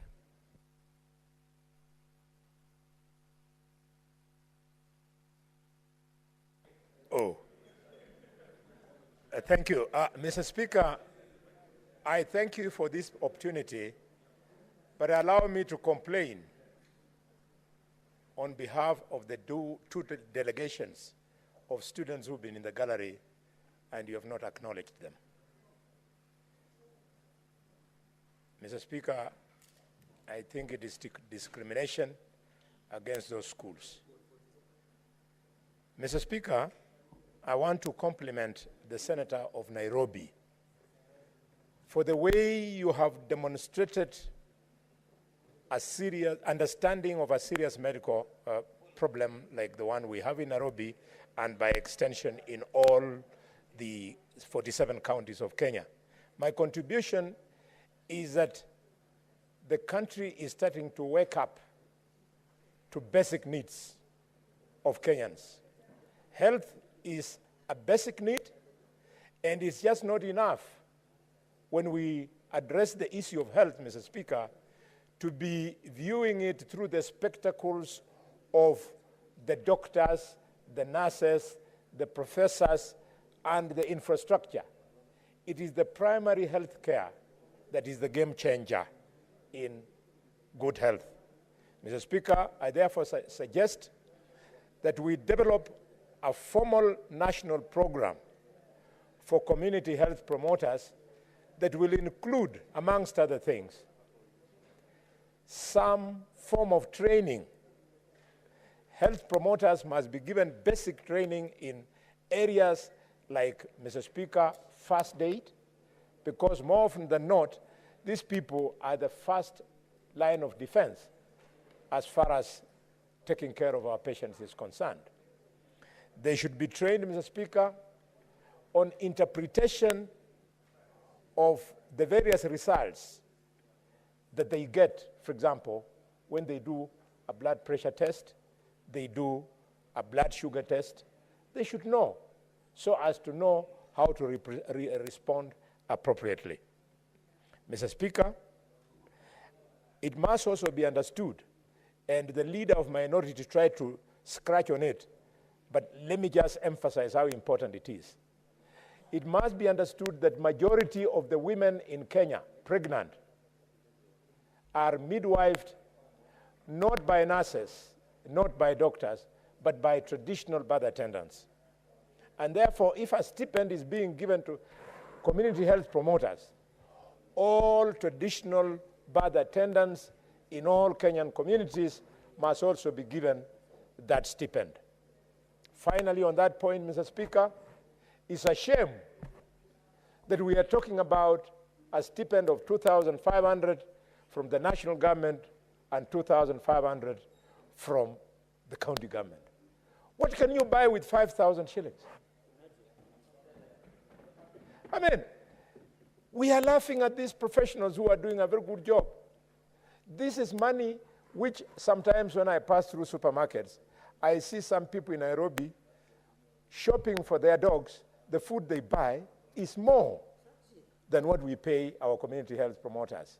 If we are doing it, we must be serious and do it well. And the money is there.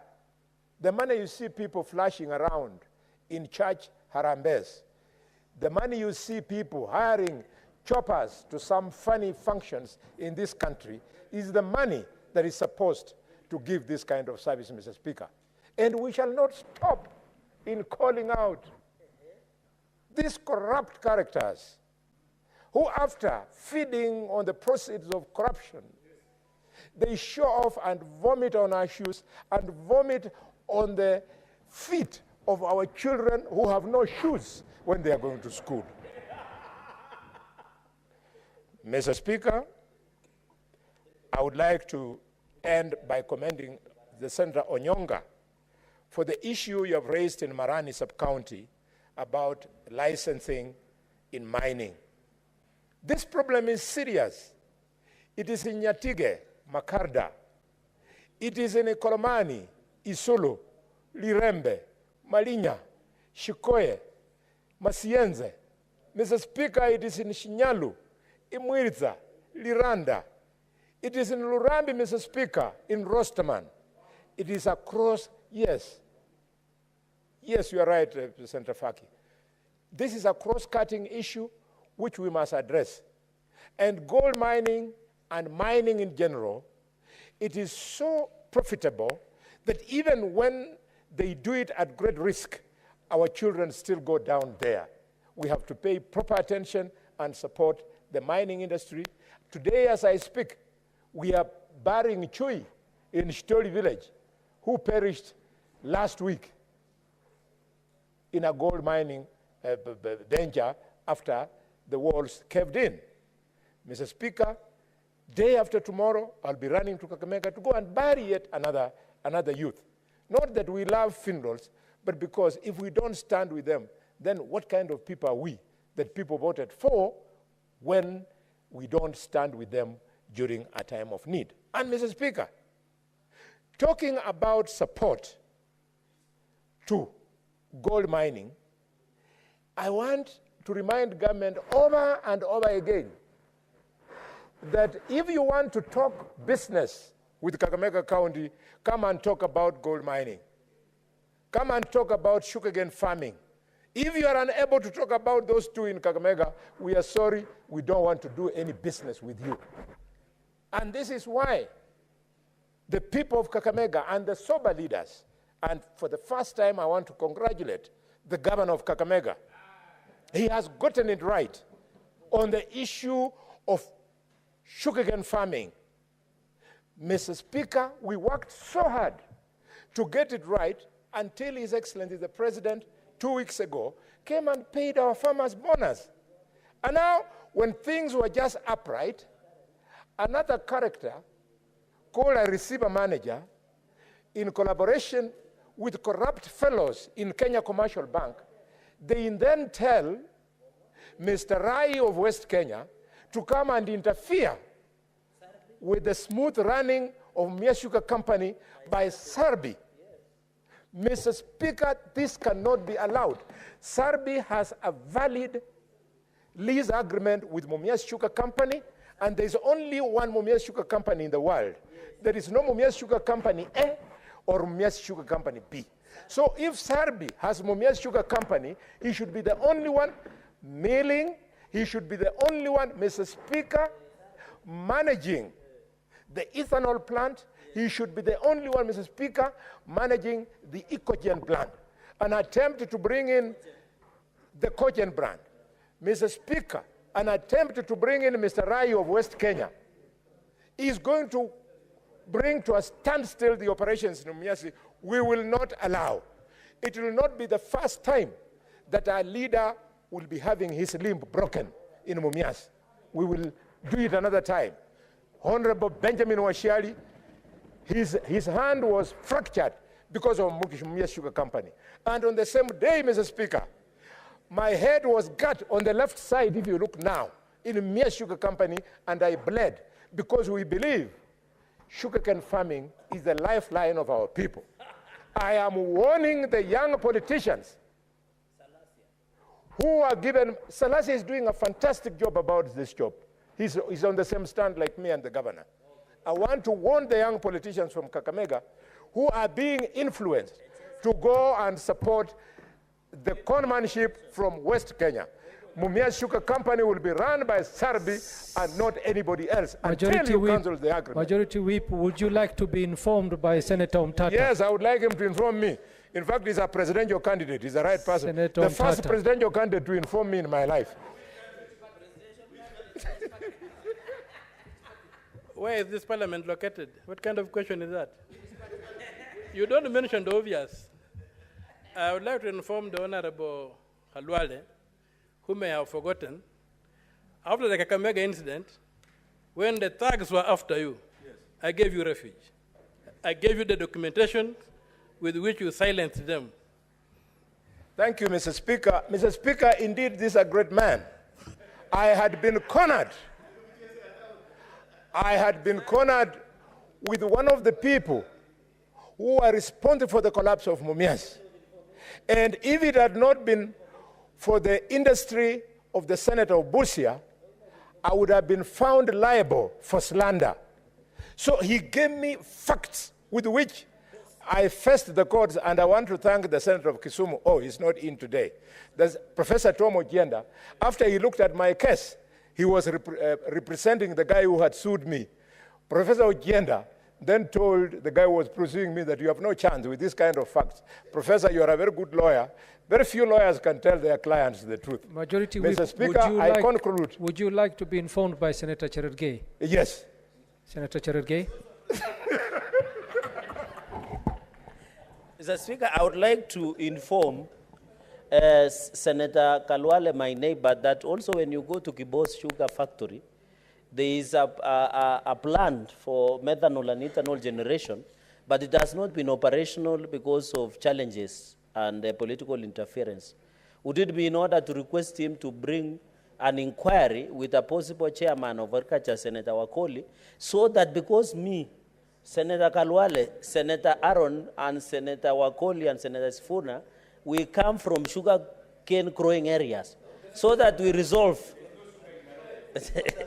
But he's the biggest consumer, and Senator Okia Omotata.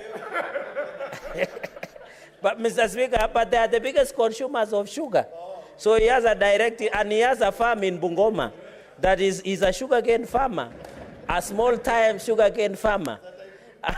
And Senator Okia, so that we form an inquiry, so that we can assist your very good friend called Sarbi. And I'm happy Sarbi is doing a good job in Kakamega and also to you. I thank you, Mr. Speaker. I really appreciate the information. And because of the information, I want to send you the greetings of the people of Kakamega to the people of Nandi, especially Mosop. After we encourage them to grow sugarcane, every Thursday when they come to collect money at Butali Sugar Company, all our alcohol is sorted out, is finished, it is sold out, and the economy, Mr. Speaker. Cherargei, what's your point of order?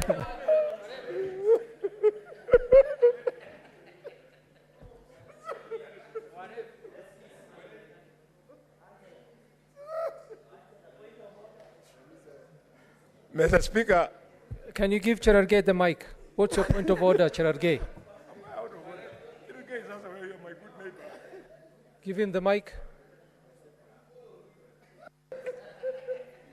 Mr. Speaker, on the standing order on accuracy of facts, is it in order for the Senator Kalwale to impute improper motive against the great people of Nandi by saying we are consumers of alcohol, that whenever we go and collect money in Nigerian Putali Sugar Company, that my farmers end up taking alcohol? Is it in order? Mr. Speaker, can he apologize and withdraw? Mr. Speaker, most of us are Christians, Mr. Speaker, and Muslims, Mr. Speaker. And Mr. Speaker, what in fact he should thank us. Mr. Speaker, Senator Kalwale should thank us, because apart from getting money, we also assist them with matrimonial duties, Mr. Speaker, and we have been able to leave seeds that when you go to Kakamega, they are now participating in athletics, courtesy of the fruits of our loins, Mr. Speaker. Is it in order?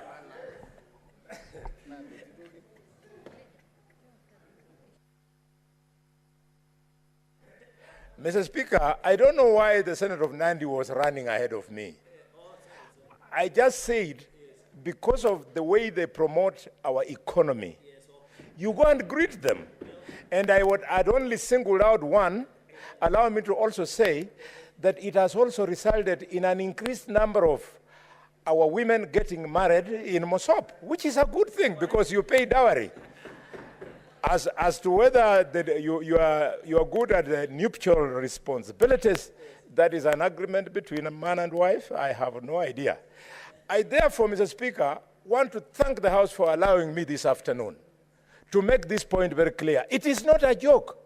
Butali Sugar Company is an economy of 10 billion shillings a year in Kakamega. West Kenya is an economy of 24 billion shillings in Kakamega. And Mumias Sugar Company is an economy of 40 billion shillings in Kakamega. Anybody coming to play around with it, using the money of farmers to buy a few MCAs to start supporting Mr. Rai, is missing the point. Mr. Rai, I assure you from this floor that I'm going to protect you. Government will protect you to do your business in West Kenya. Please allow Sarbi to do his business in Mumias. There is no contradiction. I know you are unhappy because through the new law, Senator Cheriot, what is your point of order? Neighbors. Mr. Speaker, neighbors. I use this one. Mr. Speaker, because my good friend Senator Alwale appears to be fairly knowledgeable in this matter that he is raising, would he perhaps, for the understanding of the rest of us, help explain the intricacies that you are reading about this complex relationship that he's trying to describe? You can see actually he's vowing on one side of his mouth that he will protect Mr. Rai because he's a big investor in his own county, while on the other hand admonishing him not to interfere with the operations of Mumias. What I have read in the papers, and the good majority whip can help us appreciate, is that Mumias Sugar Company is under receivership. That the receiver manager has allowed the man he's calling Sarai to run the sugar mill. But then they are insisting that because the other two businesses are unrelated to this one, they want to allow another player to run as well. That's what the media is reporting. Could he perhaps help us or even furnish the House with better information? Because we are all interested to see that town of Mumias grow to the levels that it used to be before Mumias Sugar Company went down. And it will be very exciting if actually that region and that industry was to come up. So I don't know, Senator Boni Halwale will be better placed to educate us and inform us of what exactly is happening. Senator Boni Halwale, I hope you've understood the point of order raised by... Yes, yes. If you could please clarify on that. Thank you, Leader of Majority. That is exactly the point. The mischief by the newspaper was lack of clarity. But the clarity is as follows. there is enough cane for West Kenya to mill and support the 24 billion economy in its area. Enough for Butali Sugar to mill a 10 billion economy. And enough for Mumias to support 40 area. Now, to run the ethanol plant, dear Kenyans, to run the ethanol plant, which is in Mumias, to run the Ecogen plant, which is in Mumias, you need raw materials. And those raw materials come from Mumias, the mill, the same mill, Mumias Sugar Company.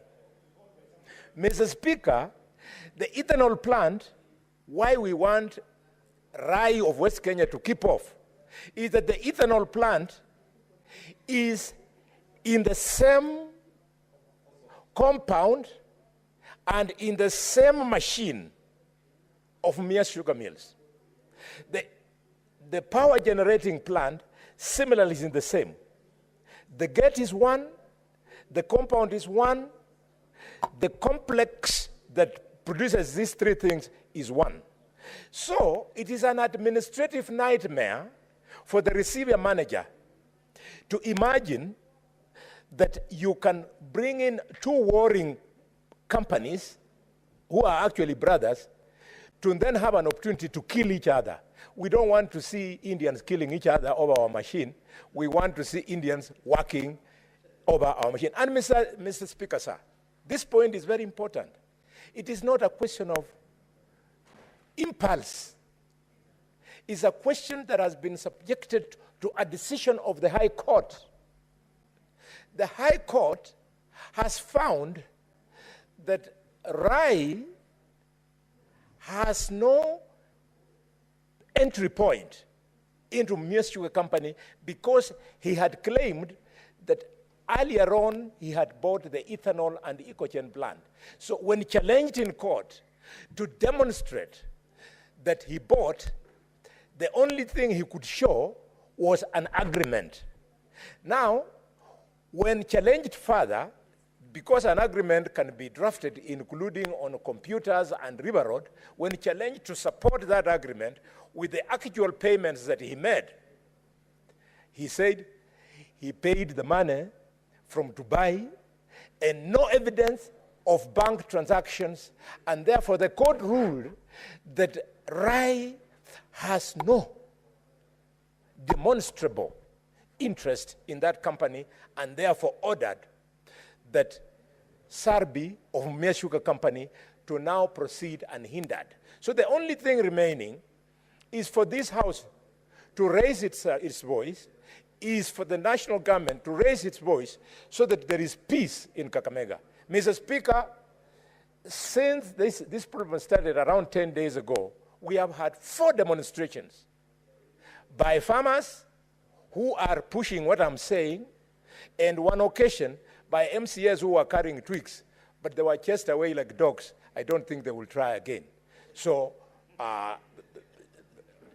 leader of my majority, it's now clear, and it's good for Kenya. You know why? Mumias Sugar Company in the last 12 months produced 100,000 tons. In the process, Kenya, which was being faced with a sugar deficit of 200,000 metric tons, Mumias by itself, 50% of that shortage, it cut it off.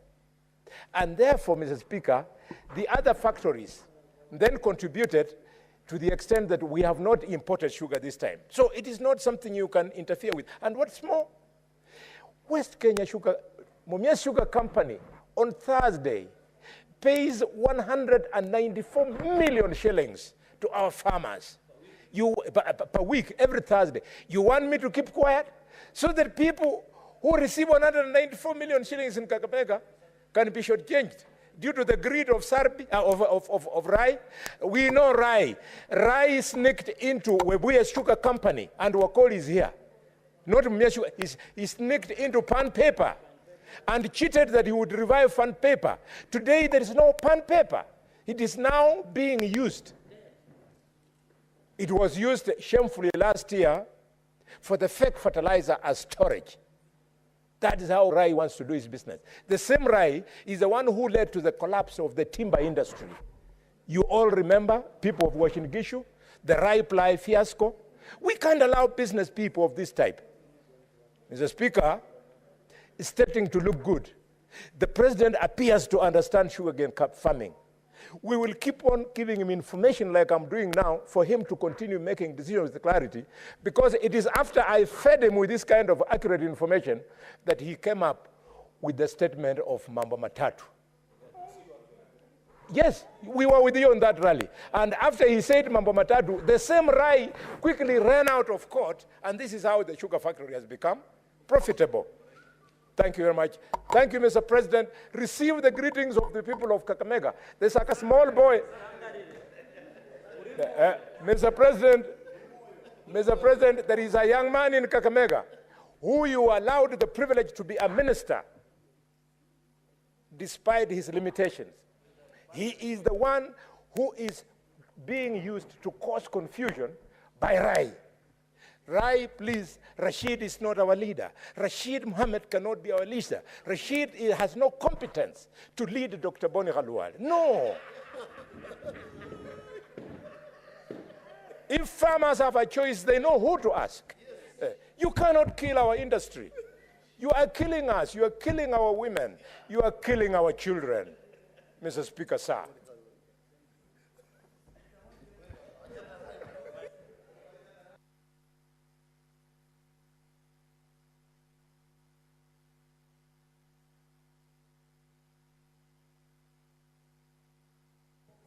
Senator Keroche Tabitha.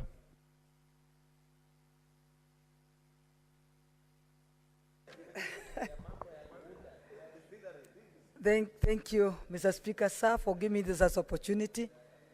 And I really want to congratulate Khalwale, Senator Khalwale, on how passionate you are on the industries that are in Kakamega. Congratulations. But I want to tell you, as you are becoming so passionate about the Mumias Sugar Company, also become so passionate and support also, but I know you support them, the companies that add valuation to your sugar cane, like Keroche breweries. Also, when you're talking about Mumias, you must also talk of the Keroche breweries. And you should be worried whether it's opened. You should be asking whether it's open and it's operating. Because the minute it starts operating, it will be taking your ethanol, the one ethanol you're talking about, to make the vodka. And you can imagine the vodka from Kenya, buy Kenya, build Kenya. I want to, I'm addressing the chair. Oh, thank you. Thank you so much. I'm so humbled and happy to see how passionate he is about the local industries. And I know it's not only the sugarcane industry, I know he's passionate about supporting the local industries and the local entrepreneurs. And it should be echoed, isn't it? And it should continue, all of us supporting the local industries. I want to support the statement read by Senator Sifuna, the Deputy Minority Whip, on the community health promoters. I agree with the Senator Khalwale that 5,000 is solely true to the community health persons, and it can be very true. But it's better than nothing. It's better than nothing. 2,500 is always paid by the national government. 2,500 is paid by the county government. Mr. Speaker, sir, in Nakuru County, the community health promoters have not received their share, the 2,500 from the Nakuru County government, for the last 6 months. You can imagine how they are struggling. They are dying because of poverty, because they are not being supported by the county government.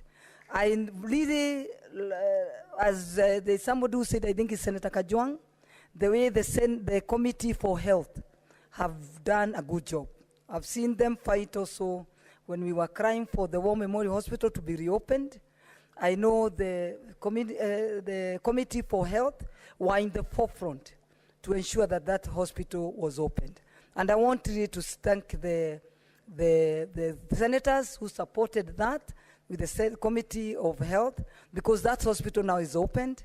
All what we are waiting for now is to start, the way it can start receiving the public. This can be open doors to the public, but at least it's open. The investors are in to ensure that it will be back to normal, and then the public of Nakuru and the surroundings can start now enjoying the services that are offered by the War Memorial Hospital. But this statement or this petition should be given to the Committee for Health, so that the first question is to ask why the county government of Nakuru has not paid the community health persons for the last 6 months. That is killing them, ensuring that they are demotivated even to do the work that they are given.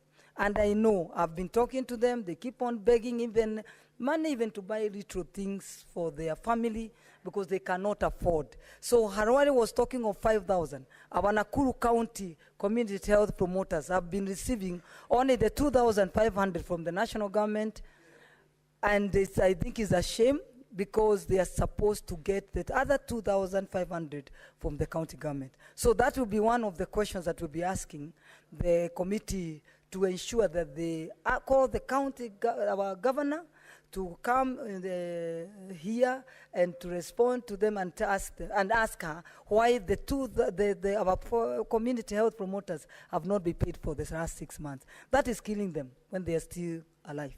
Thank you, Mr. Speaker, sir. Thank you. Senator Joe Nyotu.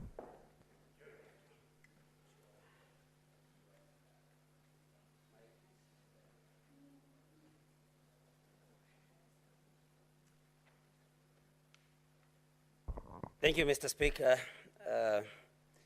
I stand to also support the statement by the Senator for Nairobi regarding community health promoters, Mr. Speaker. And as I do this, I think I want to underscore the importance of health in each one or for each one of us.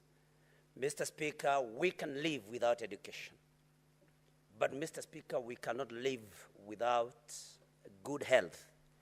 That is why matters health. And again, this being the house that oversees devolution, and the health being a devolved function, Mr. Speaker, we must be very keen on matters health.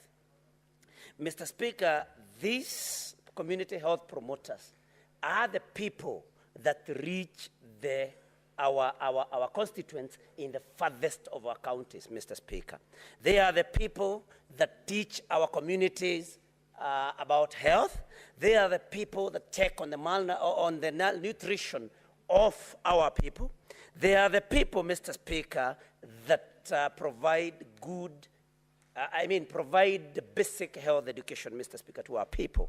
So these are servants that whose welfare need to be looked into with a lot of seriousness, Mr. Speaker. When you talk about 2,500 shillings paid by the county government and topped up by the national government, some 2,500, Mr. Speaker, needless to say, because it has been said, but this is very little money, especially considering the effect of inflation and the high cost of living that we continue witnessing in this country, Mr. Speaker. So I think it's important that when we enhance this particular stipend, both by the county and the national government. But the other sad thing is that little as it does not come at the right time, Mr. Speaker. I have had an opportunity to talk to CHPs in my county, and the county stipend comes. If it gets late, maybe 2-3 months. But the stipend or the top up by the national government, Mr. Speaker, sometimes is delayed to over even 6 months. And this is something that we need to look at, even as we congratulate the government for having accepted to be topping up this particular stipend, Mr. Speaker. Mr. Speaker, this particular group of people sometimes do not have the gadgets that they need. Because, of course, we are going digital in everything. Sometimes you'll meet them and they tell you they do not even have batteries for their gadgets, Mr. Speaker. And I think we need to call upon all the county governments, 47 of them, that they should not only pay the stipend of 2,500 shillings per month in time, if they will not enhance it, but they should also provide the important gadgets that this particular group of people or group of workers use in their day-to-day business, Mr. Speaker. And, Mr. Speaker, I think we should also propose, and when the committee sits down to look into this, I've been a member of the Health Committee, but, Mr. Speaker, of course, because of political expediency, I believe I'll not continue being member in that particular committee. We have been very keen on this matter as a committee, Mr. Speaker. And one of the things that we should also look into is how we can train these community health promoters, Mr. Speaker, in order for them to even be more equipped with knowledge in matters health, Mr. Speaker. And once, if and when, then we train them, we should be able to enhance their stipend, if not pay them a salary. Mr. Speaker,